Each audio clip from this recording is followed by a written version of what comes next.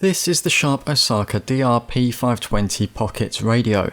It receives DAB+, DAB and FM radio stations and has Bluetooth connectivity. It has a built-in battery, a colour display, USB-C socket and comes with a wrist strap. It also includes BestTune, a new way of choosing and listening to digital and FM radio stations. Weighing in at 200 grams and measuring 130 by 70 by 26 millimeters, the radio is suited to listening on the go. Most of the surface has a matte finish with a glossy surface around the display and the buttons. It feels well made and the chamfered edge around the front and back of the radio makes it comfortable to hold.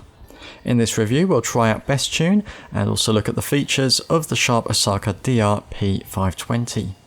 Looking at the front of the radio, we have the speaker on the left hand side and then we have the colour display with the controls. On the display at the moment we have the station name, the battery level and the time, and then we have the BestTune logo. So some stations provide a SlideShow image which could be a logo.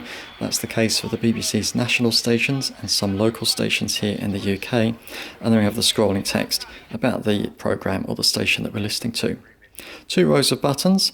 Top left button is the power button, but it also changes the mode. At the moment we're in the BestTune mode. We can go over to Bluetooth. If you're using separate DAB, FM and Bluetooth modes, those come up there.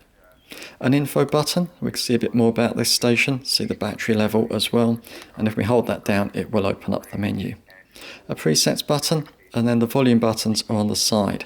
This is quite a good placement for the volume buttons, so you don't have to really look at the legends on the buttons to see what you're changing. You just know they're up and down on the side of the radio here. Backwards and forwards to change stations, so we can press that button to open the list, and then we'll select that station there. And then to go back, we just simply press that button and go on to the select button again.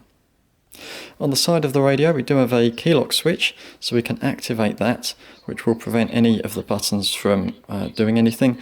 That's useful if the radio is in a coat pocket or in a bag or something like that. We'll switch that back off. The 3.5mm socket there for headphones or earphones, and then the USB-C port, that's for charging or running the power from the mains.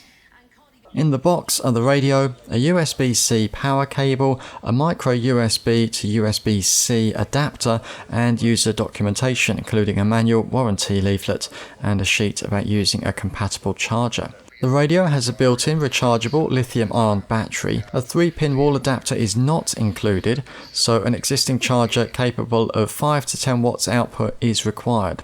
We used a USB-C charger from a smartphone and that worked just fine. From a full charge, we were able to listen to Heart 90s on DAB+ digital radio at 10 to 15% volume for 6 hours and 20 minutes. After running it flat, after listening to that station, we found that we could recharge to full in just 2 hours and 20 minutes.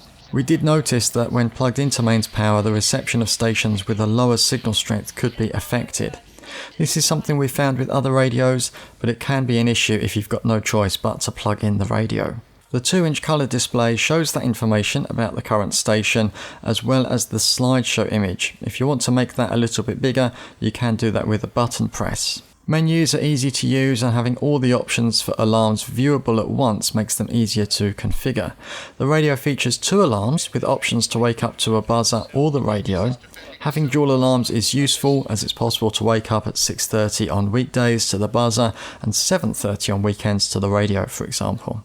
As the manual mentions, the radio needs to be in the standby mode with the clock and the alarm time shown on the display for the alarms to work. Presets are exceptionally easy to save and recall with the dedicated button. 40 presets can be saved in the BestTune mode. So the idea of BestTune is that all of the DAB and FM stations are put into a single list and the duplicates are removed. So this is really useful, but especially for a little radio like this, if you go travelling where you don't know which the station's going to be on DAB and FM and which are going to have the strongest signal, you can just use the BestTune list and the radio will do it for you. So we're listening to Radio 4 at the moment. If we want to see whether we're on DAB or FM, we can do that going to Info. And then under the sources there, it says DAB at the moment, and we have 100% signal strength, so that's probably why. If we go into there, we can see that there are 2 FM frequencies. If we did want to switch over to FM for some reason, we can do that and select, and you'll see it goes over to FM. and then coming back to DAB, we just go back here, just noting the signal strength there for FM is 50%, so the radio picking DAB as the better option. And we'll come back and choose it here.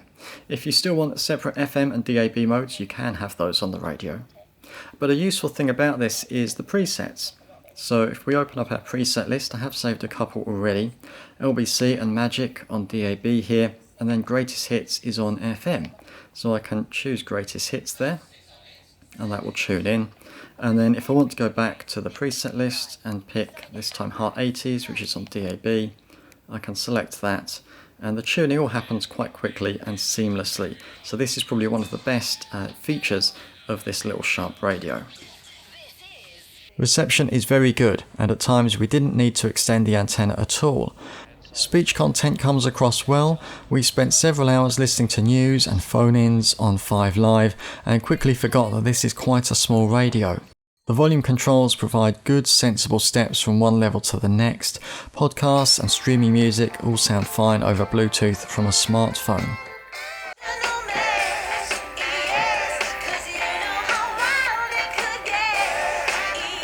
There aren't any EQ settings to play with, but the sound to us sounds quite balanced and avoids being tinny or too bassy. Output from the headphone socket is good with plenty of volume and clear stereo separation. This is something that can be missing from some small radios. There are no earphones or headphones included with the radio. In a kitchen or office, we might look at the other radios in the Sharp range, but in our testing for travel and solo listening, the overall experience is really quite good. A user manual is included in the box. This covers operating the radio with icons for the buttons and references to what is shown on the display. Although the text is a little bit small, it is well written, and the explanatory notes do contain useful information and tips. Thank you for watching this video. You can find links below in the description for our full review on the website and links to buy. Thank you to Sharp for providing the radio for us to review, and if you'd like to see more reviews of digital radios, check out the rest of our channel.